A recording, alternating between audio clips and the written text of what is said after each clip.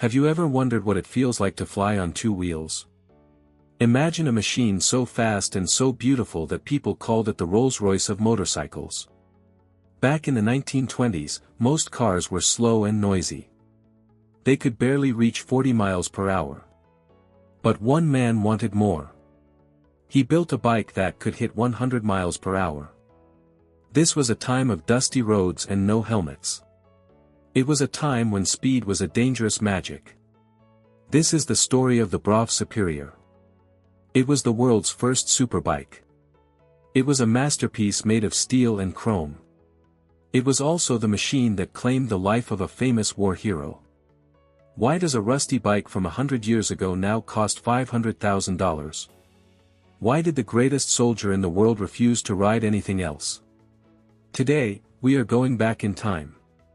We will look at the rise of this legendary brand. We will see the secret workshop where these beasts were born. We will also uncover the mystery of the crash that changed history forever.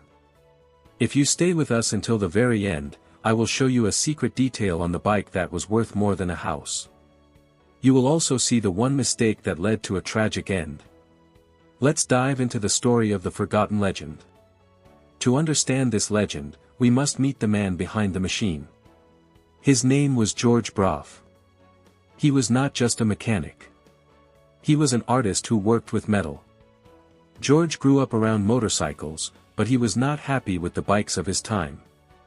They were greasy, loud, and often broke down. He wanted to build something better. He wanted to build the best bike in the world. In 1919, he started his own company in a small workshop. He called his bikes Brough Superior. When his father heard the name, he laughed. He asked George, "If yours is the Superior, what does that make mine?" George didn't care. He knew his bikes were special. Every single Brough Superior was built by hand. There was no big assembly line. Every part was polished until it shined like a mirror. George was so proud of his work that he made a bold promise. He said that his top model, the SS-100, could go faster than 100 miles per hour. To prove it, he took every bike to a racetrack before he sold it. If the bike did not hit 100 miles per hour, he sent it back to the shop. No other company in the world did this. Soon, the famous Rolls-Royce car company noticed him. They were very strict about their name. But they were so impressed by George's bikes that they let him call his creation, the Rolls-Royce of Motorcycles. It was the highest honor a builder could receive. One man loved these bikes more than anyone else. His name was T. Lawrence, but the world knew him as Lawrence of Arabia. He was a famous soldier and a hero of war. After the war ended, he wanted to forget the noise of battle. He found peace in the speed of a Brough Superior. He did not just own one bike. Over the years, he bought 7 of them. He treated them like his best friends. He even gave them names. He called them George I, George II, and so on, all the way to George VII. For Lawrence, riding a Brough was like flying on the ground. He once wrote that speeding on his bike made him feel free. He loved to race against airplanes in the sky while he was on the road. Lawrence was a very skilled rider. He knew every part of his machine. He spent a lot of money to make sure his bikes were perfect. In the 1930s, seeing Lawrence on his shiny chrome bike was like seeing a superstar in a fast sports car today. He became the face of the brand. People across England talked about the mysterious hero and his silver bike. But this love for speed came with a high price. The roads back then were narrow and dangerous. There were no bright lights or smooth paths. Lawrence knew the risks, but he could not stop. He needed the thrill that only a Brough Superior could give him.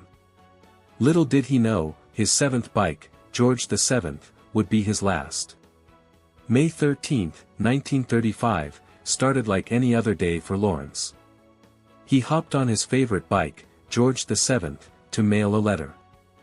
The road was a narrow strip of asphalt with tall hedges on both sides. Lawrence was riding fast, enjoying the wind and the roar of the engine. Suddenly, Two young boys on bicycles appeared over a small hill. They were right in his path. To save the boys, Lawrence twisted his handlebars and braked hard. The heavy bike skidded and flipped. Lawrence was thrown forward into the air. He did not have a helmet on because they were not common back then. He hit the ground with great force.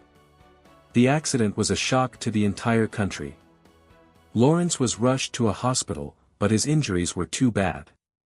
He stayed in a coma for 6 days before he passed away. This tragedy changed the world of motorcycles forever. One of the doctors who tried to save him was named Hugh Cairns.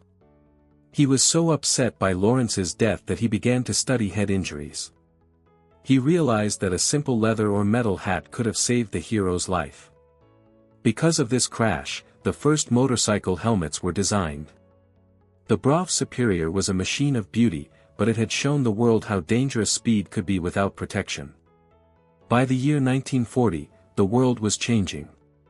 World War II had started, and the British government needed machines for the battlefield.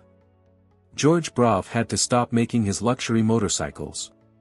His factory began making parts for airplanes and heavy weapons instead. George hoped to start building bikes again once the war was over. But when the fighting finally stopped, things were different. The cost of metal and parts had gone up. The world was also moving toward faster cars and cheaper transportation. The Rolls-Royce of Motorcycles was simply too expensive to build. In 1940, the last original Brough Superior left the workshop. The legend had officially come to an end. For many years, these bikes were forgotten. Some were left in old barns under dusty blankets. Others were taken apart for scrap metal. But true collectors never forgot. They knew that these machines were the peak of engineering. Slowly, the value of the surviving bikes began to climb. People realized that owning a Brough Superior was like owning a piece of history. Today, finding one of these bikes is like finding a chest of gold. At auctions, they sell for incredible prices. Collectors will pay $300,000, $400,000, and even $500,000 for a single bike. It is a massive amount of money for a machine that is nearly a century old. Today, the Brough Superior is more than just a motorcycle. It is a symbol of a time when men chased speed with nothing but grit and chrome. George Brough's dream didn't just create a fast bike, it changed how we think about safety. Because of the tragic loss of Lawrence of Arabia, millions of riders wear helmets today. Even though the original factory is gone, the name lives on. New bikes are being made again, but the vintage models from the 1920s remain the ultimate prize. They are the holy grail for anyone who loves the roar of an engine. As I promised at the start, here is the secret detail that made these bikes worth a fortune. Every Brough Superior came with a small brass plate on the tank. This plate had George Brough's personal signature engraved into it. But that is not all. The reward for the owner was a special certificate. It proved that George himself had ridden that specific bike at 100 miles per hour on a cold, windy track. No two certificates were the same. If you ever find an old bike in a barn with that tiny brass signature, you aren't just looking at metal. You are looking at a $500,000 treasure. Would you ever dare to ride a bike this fast without a modern helmet? Let me know in the comments. If you enjoyed this journey through history, make sure to hit the like button and subscribe for more stories of forgotten legends. Thank you for watching until the very end. We will see you in the next one.